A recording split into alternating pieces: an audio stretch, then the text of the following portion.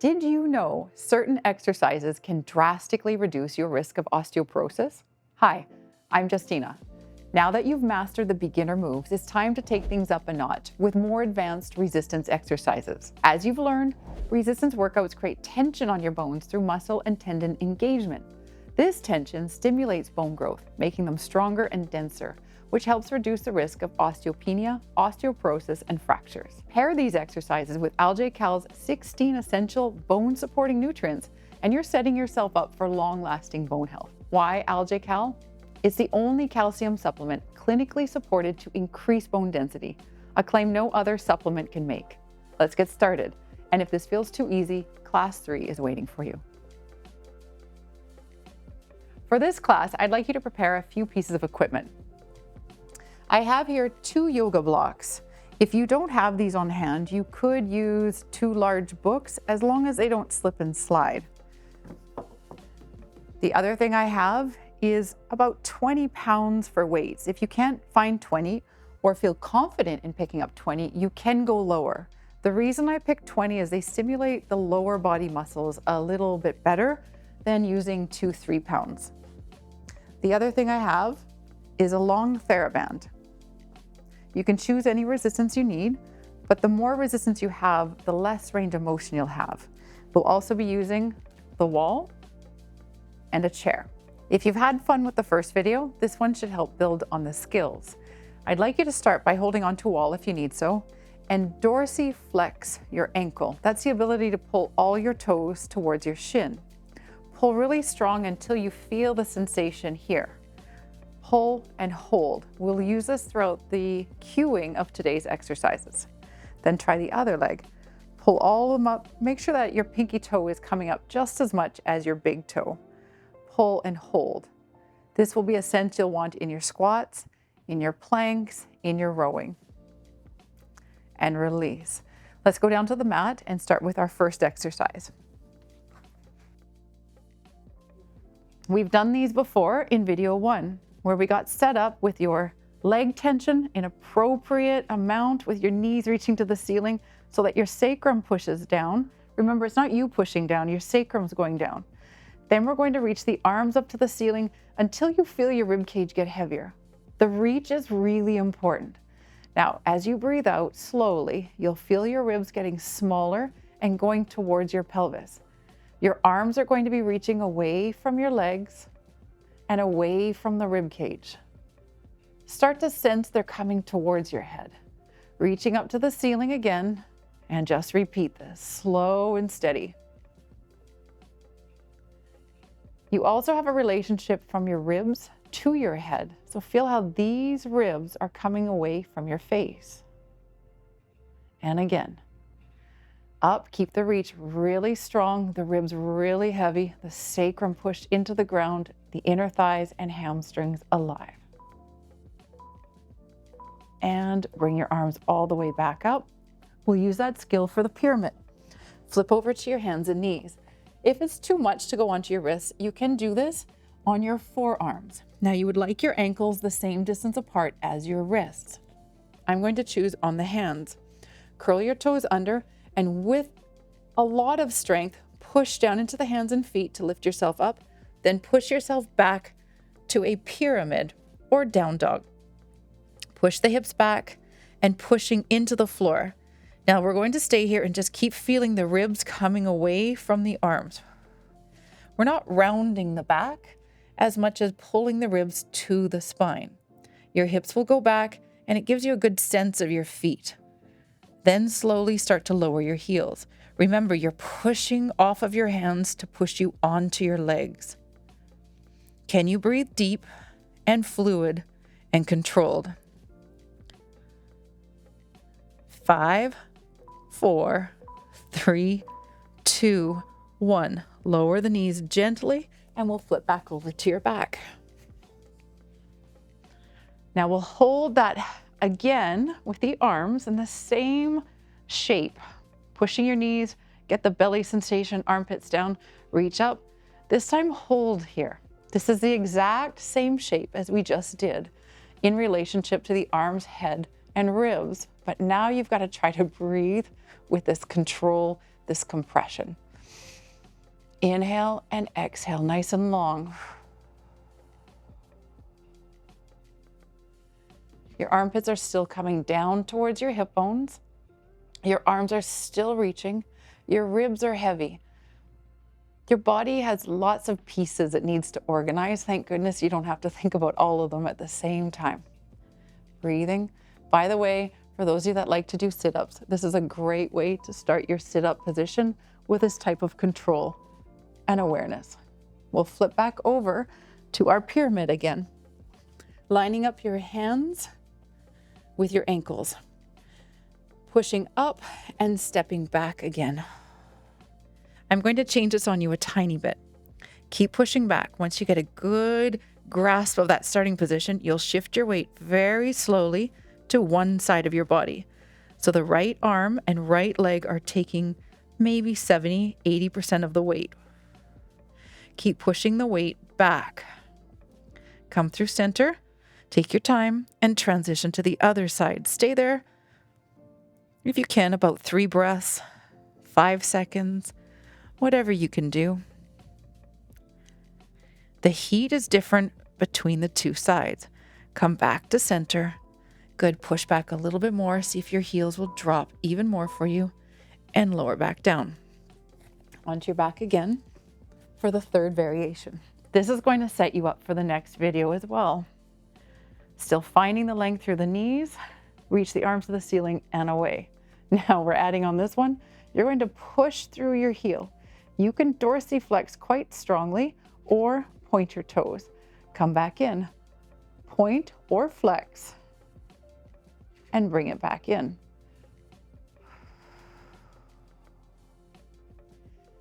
Really feel like someone's pulling your hands and your feet away from each other. Can you still get the breath? Notice how far your foot is off of the floor. You get more low belly work if you can keep it about the same distance from the ground. You still want inner thighs and hamstrings. Good, one more each side. Long breath. Last one, make it your best one ever. And then we'll flip back over. Let go of the tension that you had in that exercise before you build up for the next one. This is going to be a great one for those of you who have Achilles and plantar fasciitis issues. Pushing back up and back. Step one foot forward slightly and still push your heels back. You've got a foot that's further back than the other. Can the opposite hand reach towards those shoelaces? Reach, push, pushing back, pushing back. Can you get a little further with each exhale? Hand back on the floor, switch feet. Opposite hand to that back foot is reaching for it. The hand on the floor is pushing you there. Keep driving the heels down. You will like this one. And return the hands back, lower back down, and let your blood pressure and heart rate come back to normal before we head you back up to the exercises standing. All right, heading on to our kickstand. These are called kickstand hinges. We're building on the hinging concept of video 1. Your heel goes against the wall so you actually feel something pushing there and across the base of your toes. The other foot is in line with your hips forward. Hands go across the back of your glutes again. So your kickstand hinge is still the same, except we've split the legs. Your bum goes back. It may or may not touch the wall, depending on what you have. But as you exhale, you're going to pull yourself forward with that front leg. This is just a kickstand, kind of like you would have on a bike. Inhale back, exhale forward. Getting that sensation of really pulling your hips onto your legs again. Inhale, exhale. Your pubic bone goes straight through your inner thighs. And when you pull back up, there's a sense of power right on top of that first leg. What this exercise does is make your brain work harder because one leg has to do the work instead of both sharing it. Last one. Switch to the other side for 40 seconds. Heel up, One of your hips will probably feel stronger than the other. Separate the feet hip distance apart and hip back. Focus all the work happening from your front leg. Your back leg is just an assist. The pulling the heel backwards to move your pelvis on top of it. By the way, that's part of walking gait, is how you stand on top of that leg. There's a ton of power here, and it's a pull. The sensation of pulling to come back up versus a squat, that's a push. And this should be your last one. Release that tension, and we'll bring this into a seated row, single arm. I have one TheraBand that's open. Light resistance will give you a bigger range of motion. A heavier resistance means you just have to work a little bit more to keep that up. One is not better than the other, just what you feel works for you. The first exercise will pull back and just hold. Pushing your heel into the ground, here's our dorsiflexion again. This resistance of your foot pushing away from you will engage your low belly a tiny bit more. When you pull your elbow back, it's about the same as you would have in a walking gait. The shoulder is still plugged into the socket, is a good phrase to think of, without letting the ribs lift up towards the head again. Remember this relationship? The ribs to the head, the ribs to the arm to the head. Breathing out. What happens when you push that heel just a little bit more forward? Does it make your arm stronger? The other side of your body has to be nice and heavy, which means this part of your core is working. 4, 3, 2, feel that tension build, and then feel it release. Switching sides. You can hold like you're holding a bouquet of flowers or reins, or even through your hand, whatever feels best for you. Push through the heel, activate that low belly, and pull back. This sit bone will be just as heavy as the other one. Where does air go when your sides are nice and strong? Can you check to make sure that that's what you're doing as well? We think we do, but sometimes we let go. Cheating's okay. Breathe strong, feel the resistance and the connection between one foot and the other arm. Take in another deep breath. 4, 3, 2, 1. Release. I'm hoping you can sense this difference between your two legs. Back to your kickstand hinge. But this time, if you'd like to, add a bit more weight.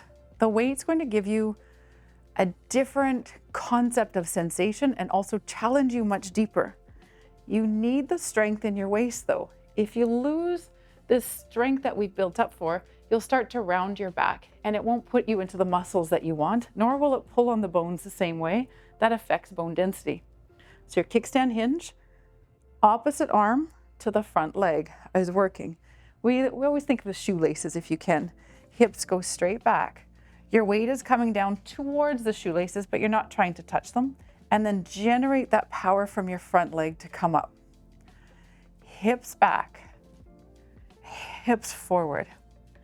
Be aware of pulling on the arm. You already pulled on the last exercise, so we're not adding a pull of the arm.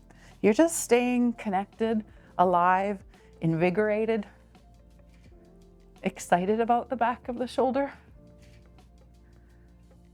Hips straight back and hips straight forward. Again, most of that work is in the front leg. Your back one is just a kickstand. Always finish strong and respect the transitions. Switch sides. Take a moment to really make sure your feet feel sturdy. If you're off balance, you won't be able to strengthen the muscles the same way. And hips go straight back. Can you ensure that your hip bone is going straight behind you instead of off to the side? And then pull it forward. Straight back, down again. What you'll start to notice is my arm is in the same position, my back arm, as our rowing exercise. All these pieces tie together quite nicely for everyday life. Push the hip back, pull the hip forward. push the hip back, sensing the weight on the feet so that you can use the feet to come back up. One more. A lot of weight and a lot of resistance. Lower your weight and back to the arm. This time we'll do pulses. Pulses means small, tiny movements at a particular range of motion, usually at the end range. So careful it's not bouncing, it won't pull on the arms the same. Push through that heel, sit tall. Can you engage the core the same way we did in the beginning? Pull the arm back, and you're going to get little tiny pulses. Feeling the gumminess of the back of your shoulder, pull, pull. What is that muscle pulling on? Is your neck relaxed?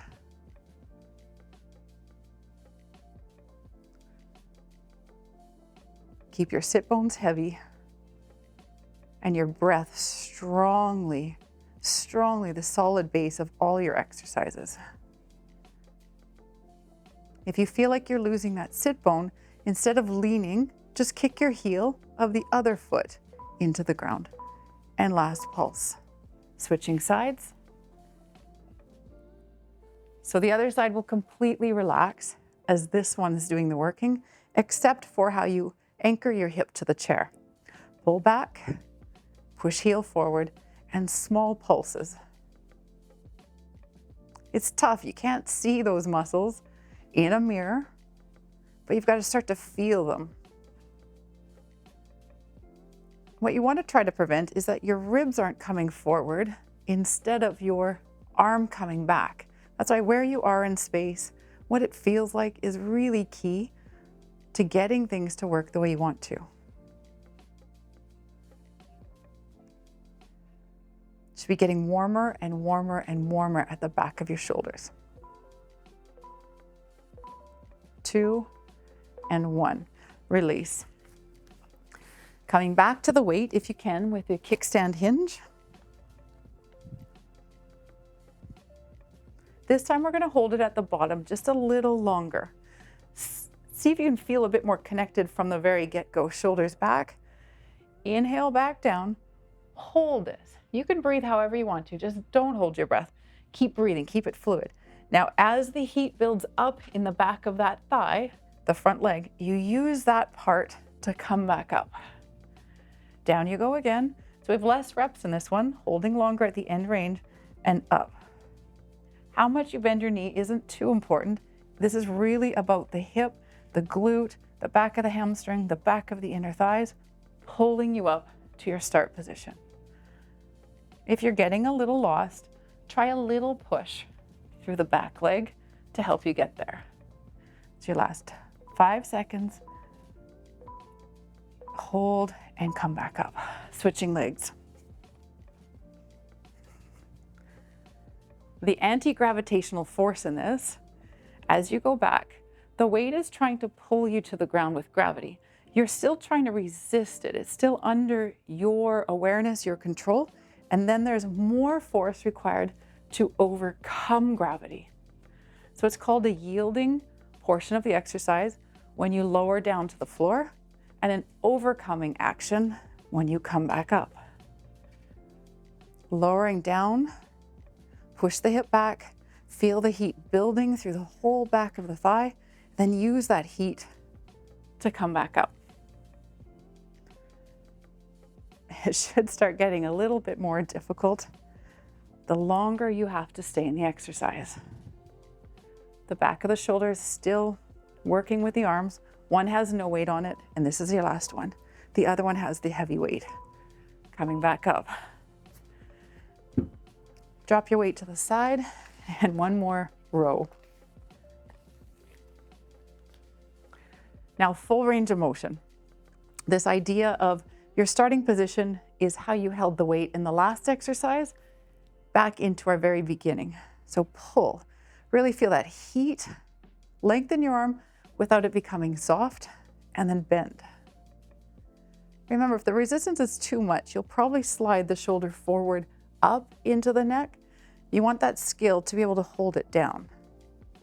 Reaching forward, something is still engaged at the back of the shoulder, even as your arm goes forward.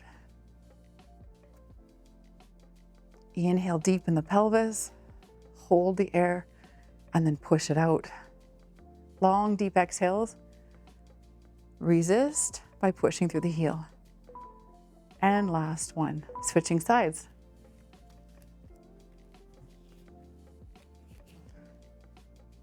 Heel forward, elbow back and down. Usually when we think about it coming back, we go up, so keep thinking of the down towards the back of your chair. And in opposition, the heel goes forward. If you want, you can use the other hand on your knee to give you a bit more strength, security, base.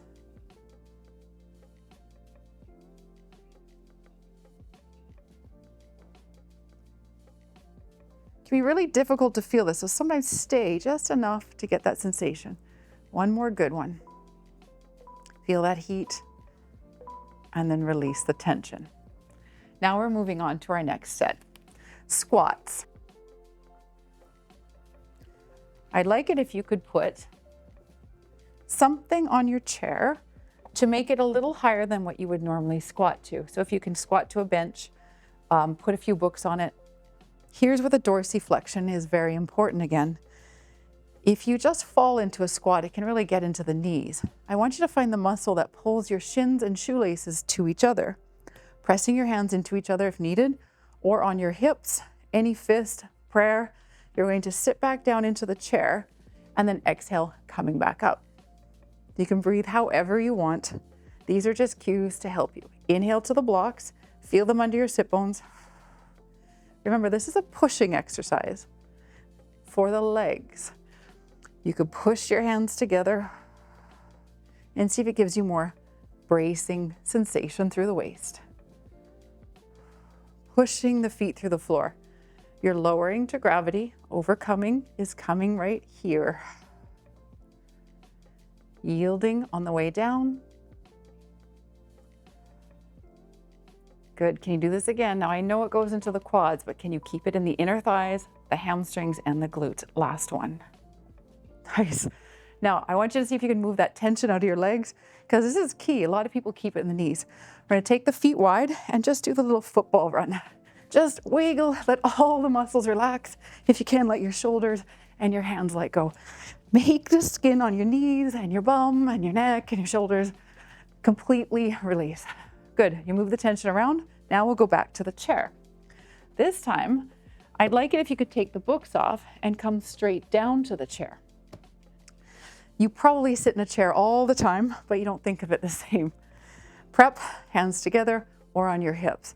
You're going to sit down to that chair without letting go of all that tension. Come up and build a bit more through the muscles. The trick is to not snap your knees. The force comes from here in the heels. Inhale, exhale.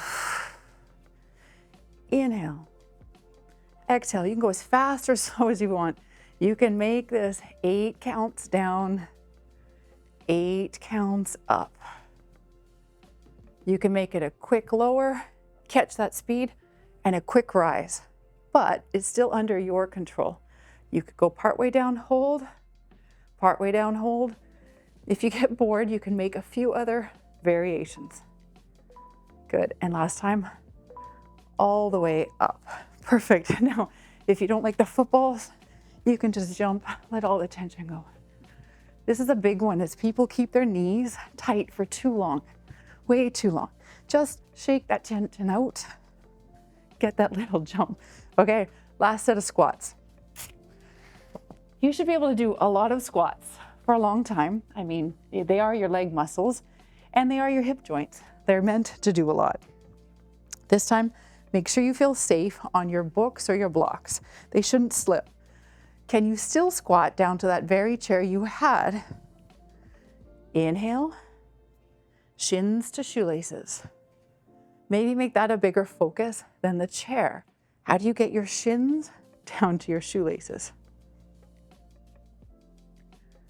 Do I need to tell you we just tricked you into getting into a lower chair? How do you feel being on the blocks? This high. How does the room around you feel? Pubic bone goes through those inner thighs. Exhale, tailbone reaches down towards your heels. pulling the knees towards you, pushing them away. Last one. I thought you'd like that one. Remove those blocks so you don't trip on them. And one more, either football run, you can run forward, you can run back. One of my favorites was called monkey bumps. You just let it go. All right, it's time to wind down now. I'd like you to do this stretch for your calves. They're about hip bone distance apart, and you will slide one leg directly back. It helps if you look at it so you can catch yourself if you've got your heel turned in and your toes turned out. This is back to the dorsiflexion that we started with. It's really important in stairs, getting out of chairs, hips, the back of your foot, underneath your foot. So when you've got this split, you also try to organize your hips and your sit bones in a parallel line. When you're ready, take one hand on front of your chest, other one matches, slide your shoulders down. Your opposite hand and opposite front leg are going to be in front. You can reach parallel hands. As you keep reaching your hands away from each other, try to see if you can regulate the stretch up to the upper spine more than the lower spine. You could shift your hips to one side, which is going to change how your back leg reacts. You can shift your hips to the other side. It will also change how your outer hips stretch. Come back to center and bring your back foot in. Other side, step back. Remember, if you need more help with balance, just separate your feet a little wider. Small bend in your front knee, and your back heel goes away from the front knee. Hands in front of your chest, and again, let the arms rotate. Now, if you notice, if you only reach the front arm, you might go forward.